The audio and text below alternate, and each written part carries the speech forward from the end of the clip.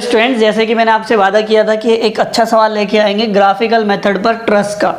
तो इसमें हम एक यहाँ पर ट्रस्ट कंसीडर किए हमने, जिसमें कुछ मेंबर है अपने पास A B, B C, C D, D E, E A, E C और ई बी। ठीक है, तो इतने सारे मेंबर हैं और इन सभी में अपने को क्या करना है, फोर्स निकालना है। इनके अंदर कैसा फोर्स होगा, कितना फोर्स होगा। ठीक है, तो जब भी हम ग्राफिकल मेथड करते हैं तो सबसे पहले देखिए, कोई सा भी मेथड करें सबसे पहले रिएक्शन निकालनी होती है। इस क्वेश्चन में रिएक्शन ऑलरेडी दे रखी है, 6 किलो न्यूटन है, इधर 5 किलो न्यूटन है। अगर नहीं भी दे के रखता तो हम निकाल देते। पहले हम सभी की डिस्टेंस निकालते, मतलब इस फोर्स की डिस्टेंस निकालते, इस फोर्स की डिस्टेंस निकालते और इक्विलिब्रियम कंडीशन लगा करके हम रिएक्शन निकाल देते। पिछली वीडियो में मैंने आपको सिखाया हुआ है, तो आप पिछली वीडियो जा करके देख सकते हो। इसके बाद हम ग्राफिकल मेथड में क्या करते हैं, सबसे पहले रिएक्शन निकाल दिया, उसके बाद हम बनाते हैं स्पेस डायग्राम। क्या बनाते हैं भाई, स्पेस डायग्राम बनाते हैं। और स्पेस डायग्राम के लिए आप क्या करते हो, कोई भी आप स्केल ले लेते हो और डायग्राम बना लेते हैं with angle. With angle diagram बना लेते हैं, मतलब जैसे आपको दिया हुआ 10 मीटर, तो आप मान लो 1 मीटर बराबर 1 सेंटीमीटर, तो आप 10 सेंटीमीटर की पहले लाइन ड्रॉ करो। ठीक है, उसके बाद यहाँ से 30 डिग्री एंगल बना करके एक लाइन ड्रॉ करो, इधर 60 डिग्री एंगल बना करके इधर से लाइन ड्रॉ करो। तो ये दोनों एक दूसरे को जहां पर कट करेंगे तो आपको बी पॉइंट मिल जाएगा। ठीक है, मिड पॉइंट से 60 डिग्री एंगल बनाते हुए यहाँ पर एक लाइन ड्रॉ कर दो और 60 डिग्री एंगल बनाते हुए यहाँ पर एक लाइन ड्रॉ कर दो, तो आपके पास बी डी पर एक सी पॉइंट आ जाएगा। तो ये बन जाएगा अपना स्पेस डायग्राम। स्पेस डायग्राम भी आपको क्या करना है, विद एंगल बनाना है। ठीक है, क्योंकि इसी की हेल्प से क्या होगा, अपने यहाँ राइट साइड में या लेफ्ट साइड में वेक्टर डायग्राम बनेगा। ठीक है, तो वेक्टर डायग्राम कैसे बनाते हैं, देखिए स्पेस डायग्राम बनाने के बाद इसमें हम बॉज नोटेशन करते हैं। बॉज नोटेशन, देखिए बॉज नोटेशन क्या है, एक तरीका है सभी फोर्सेस को पढ़ने का या रिप्रेजेंट करने का। ठीक है, इसमें आप कैपिटल लेटर्स यूज करते हो या फिर आप यूज करते हो नंबर्स। ठीक है, ये भी आप यूज कर सकते हो। तो जैसे ABCD हमने यहाँ ऑलरेडी ड्रॉ किए हुए हैं, बनाए हुए हैं, तो हम यहाँ पर क्या करते हैं, नंबर्स लिखते हैं। और जब भी बॉज नोटेशन करते हैं आपको क्लॉकवाइज चलना होता है। पूरी ट्रस्ट में आप क्लॉकवाइज चलते हो, ध्यान से समझना आप इस चीज को। जैसे 1 2 3 4 5 6 एंड 7, तो आप क्या कर गए, क्लॉकवाइज घूम गए। सभी मेंबर्स को आपने क्या कर दिया, नेमिंग कर दी और आप क्लॉकवाइज घूम गए। तो ये जो नेमिंग है, ये नेमिंग है किसके लिए, फोर्स के लिए। सबसे इंपॉर्टेंट बात है, ध्यान रखना, नेमिंग किसके लिए करी है, ये बॉज नोटेशन किसके लिए करी है, फोर्स के लिए। कैसे भाई, देखो 1 2 जब आप कह रहे हो, 1 2 जब आप बोल रहे हो, तो इसका मतलब 1 2 के बीच में कौन सा फोर्स आ रहा है, 5 किलो न्यूटन। तो 1 2, जैसे अब मैं लिख दूं P12, तो ये किसको रिप्रेजेंट कर रहा है, 5 किलो न्यूटन को। ठीक है, 2 3, जब आप 2 3 बोल रहे हो तो ये किसके बीच में आ रहा है, 6 किलो न्यूटन, इन दोनों के बीच में आ रहा है। तो जब आप P23 बोल रहे हो तो इसका मतलब कितना, 6 किलो न्यूटन। 3 4 3 4 3 4, जब आप 3 4 बोल रहे हो तो कौन सा फोर्स है, 5 किलो न्यूटन। 4 5 4 5 4 5, जब आप 4 5 बोल रहे हो तो इसका मतलब क्या होगा, PAE। PAE का मतलब AE मेंबर में फोर्स। ठीक है ना। 5 6, जब आप 5 6 कह रहे हो तो 5 6 का मतलब है ये जो मेंबर है PEB। P5 6 मतलब PEB, EB मेंबर में फोर्स। ऐसे ही हर एक नोटेशन हर एक मेंबर में या हर एक फोर्स को रिप्रेजेंट करती है। बॉज नोटेशन करने के बाद आपको बनाना होता है वेक्टर डायग्राम, जो कि स्पेस डायग्राम के या तो राइट साइड में या फिर लेफ्ट साइड में आप बना सकते हो। सबसे पहले जो आपने नेमिंग करी है 1 2, उसी से शुरू करेंगे। तो 1 2 की जब आप बात कर रहे हो, देखिए 1 2 के बीच में कितना फोर्स है, 5 किलो न्यूटन। कितना है, 5 किलो न्यूटन। देखिए वेक्टर डायग्राम में आप क्या करते हो, मैग्नीट्यूड और डायरेक्शन के साथ फोर्स को बनाते हो और स्केल मान करके। वेक्टर डायग्राम के लिए भी क्या करोगे, आप स्केल मानोगे। और वेक्टर डायग्राम हम किसके लिए बना रहे हैं, फोर्स के लिए बना रहे हैं ना। तो फोर्स के लिए बना रहे हैं तो मान लेते हैं 1 किलो न्यूटन का मतलब होता है 1 सेंटीमीटर। 1 किलो न्यूटन अगर कहीं लिखा है तो आप कितना चलोगे, 1 सेंटीमीटर चलोगे। डायरेक्शन फोर्स अपने आप बता देगा। ठीक है ना।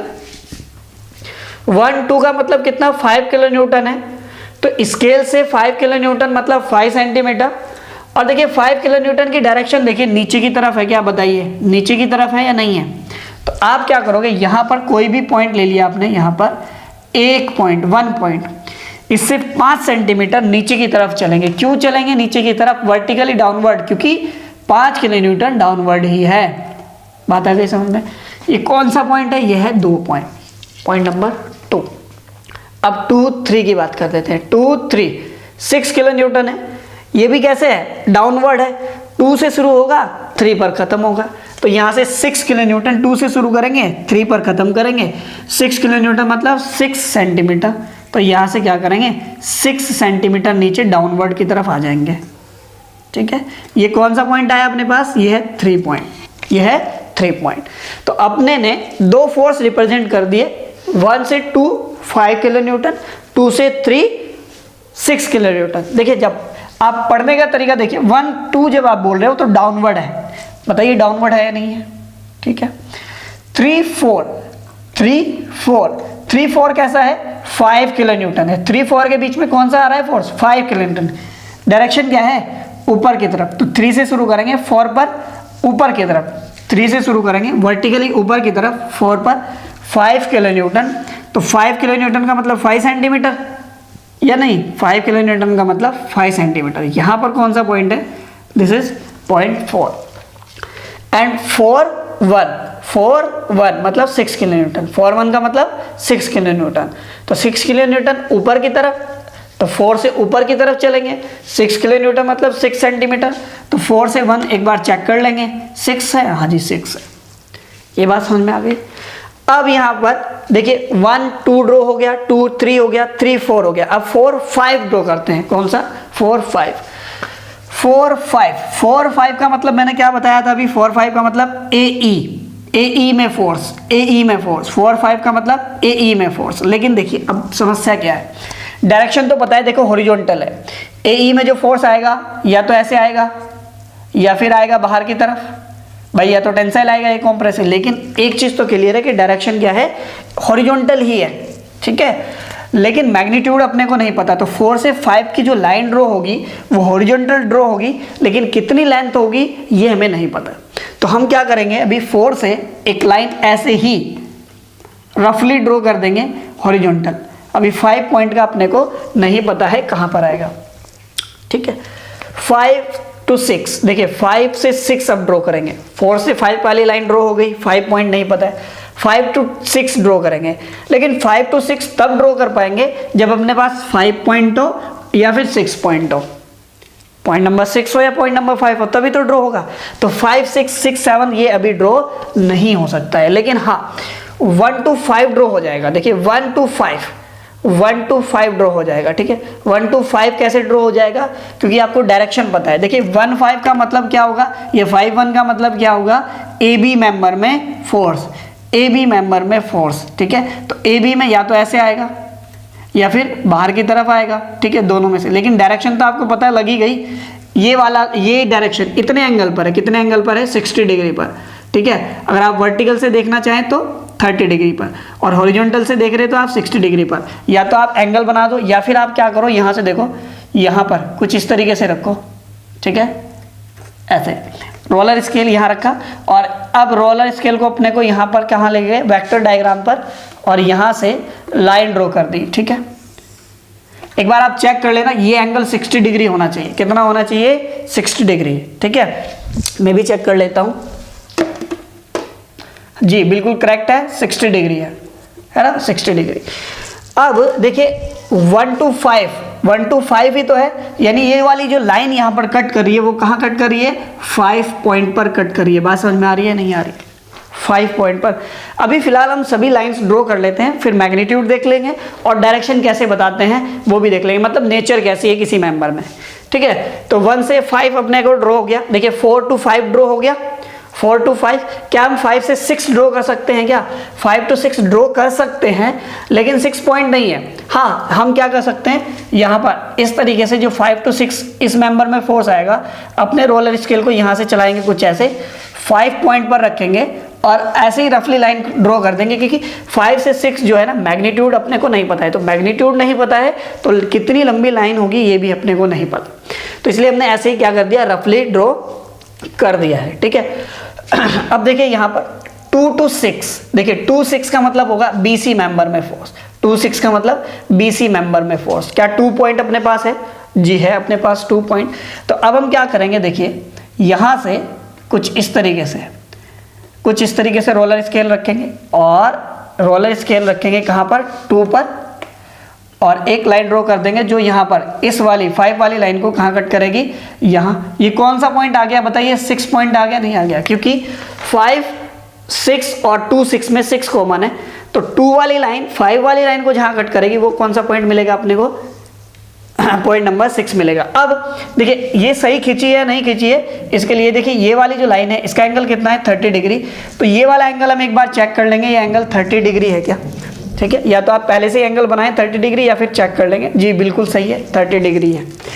ठीक है, अब देखिए अपने पास 1 2 हो गया, 2 3 हो गया, 3 4 हो गया, 4 5 हो गया, 5 6 हो गया, 6 7 अभी अपने पास नहीं है। देखिए 6 7 ये रहा, 6 7, तो 6 से शुरू करेंगे, 7 पर खत्म करेंगे। ठीक है, कुछ इस तरीके से यहाँ पर अपना रोलर स्केल रखेंगे और 6 वाले पॉइंट पर रखेंगे कुछ ऐसे, और नीचे की तरफ हम ड्रॉ कर देंगे। ओके, इस वाली लाइन को हम क्या करेंगे, थोड़ा आगे बढ़ा लेंगे। ये जो यहाँ पर कटिंग पॉइंट आएगा, क्या आप ये वाला पॉइंट बता सकते हो अपने को क्या है? ये है अपने पास 7, पॉइंट नंबर क्या है, 7 है। ठीक है, ये क्या है अपने पास, पॉइंट नंबर 7 है।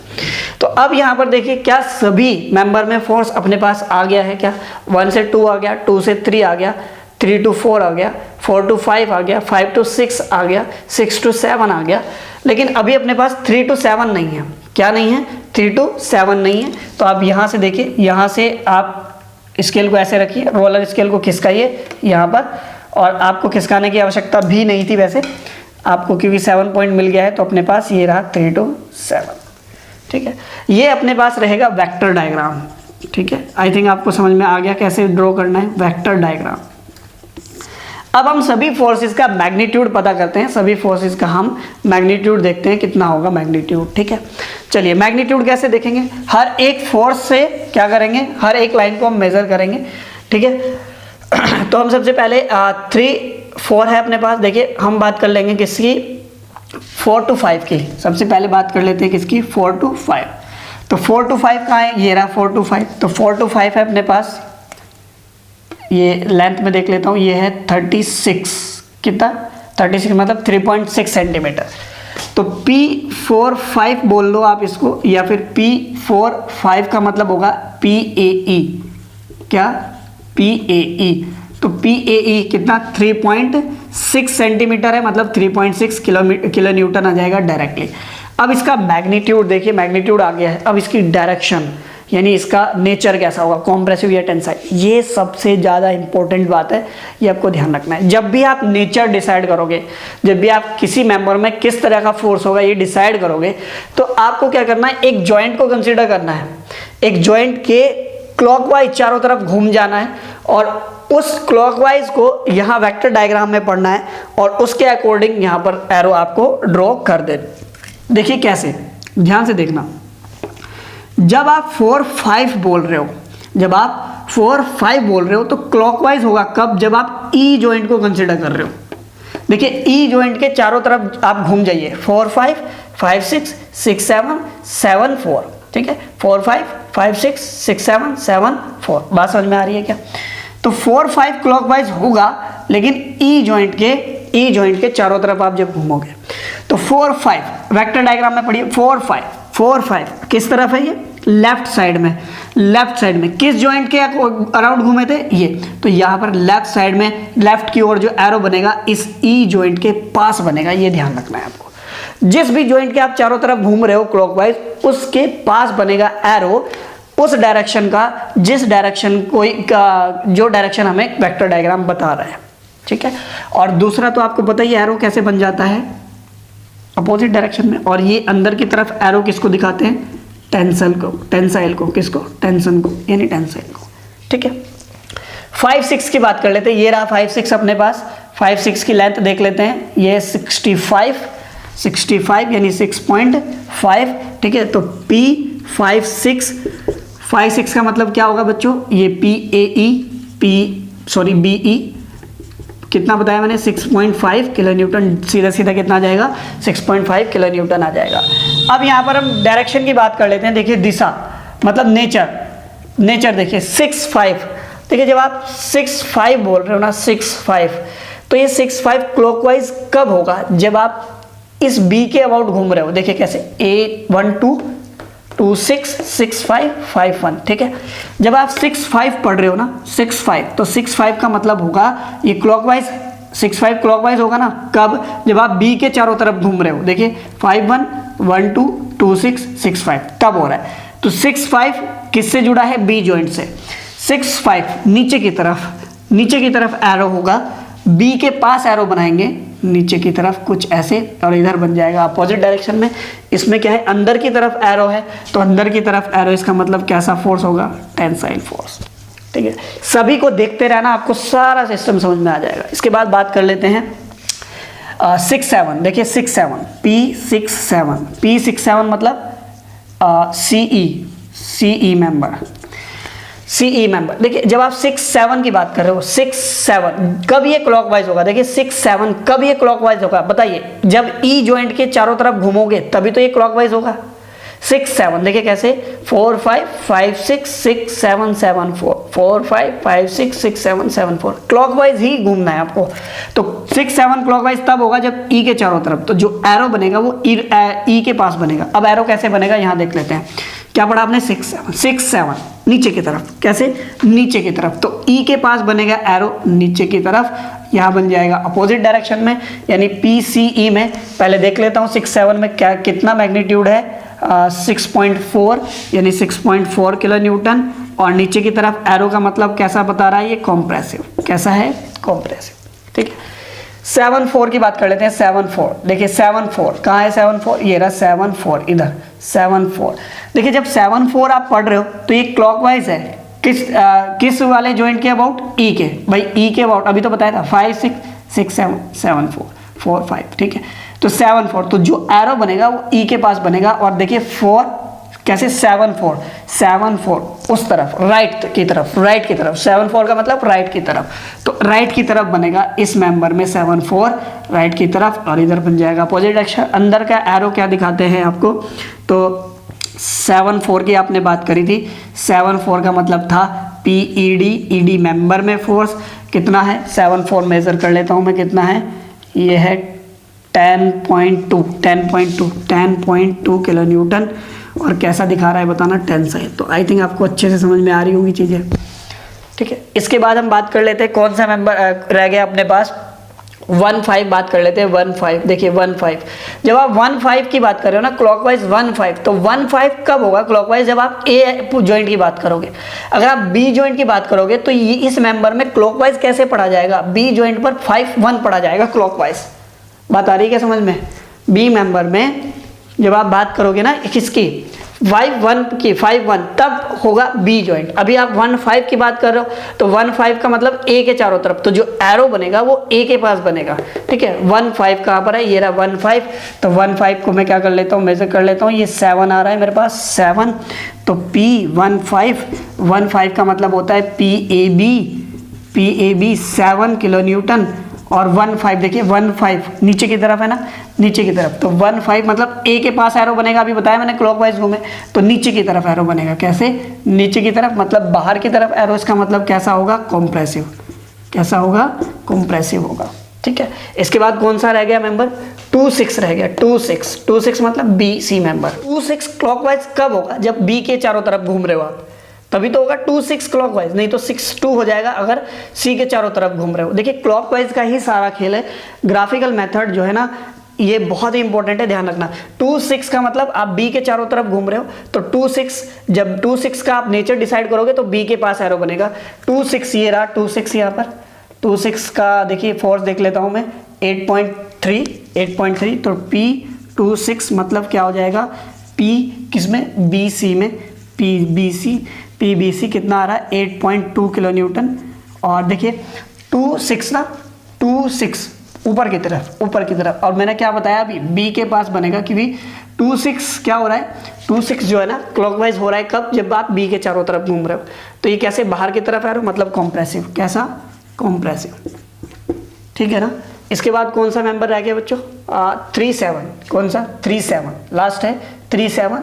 तो 3 7 कब क्लॉकवाइज होगा, जब सी के चारों तरफ घूम रहे हो आप। 3 7 मतलब सी के चारों तरफ घूम रहे, तो 3 7 कहाँ पर है, ये रहा 3 7 में देख लेता हूँ कितना फोर्स है। 3 7 मतलब ये हो गया अपने पास 11.5। तो P 3 7 का मतलब होगा PCD में कितना बताया, 11.3 किलो न्यूटन। और 3 7 देखिए सी के पास एरो बनेगा, मैंने बताया ना क्लॉकवाइज कब होगा, जब सी के चारों तरफ घूम रहे। तो 3 7 ऊपर की तरफ, 3 7 ऊपर की तरफ, ठीक है। कैसे पढ़े, 3 7 ऊपर की तरफ। तो 3 7 ऊपर की तरफ, सी के पास बनेगा कुछ ऐसे। तो ये भी कैसा हो गया, कॉम्प्रेसिव, ये भी कैसा होगा, कॉम्प्रेसिव होगा। और इस तरीके से हमने सभी मेंबर में मैग्नीट्यूड ऑफ फोर्सेस और नेचर ऑफ फोर्सेस निकाल लिया। आई थिंक आपको अच्छे से समझ में आया होगा। इसके ऊपर हम अभी 1-2 सवाल और करेंगे, ठीक है, ताकि आपको पूरा क्लियर हो जाए। मिलते हैं नेक्स्ट लेक्चर में। Thank you for watching.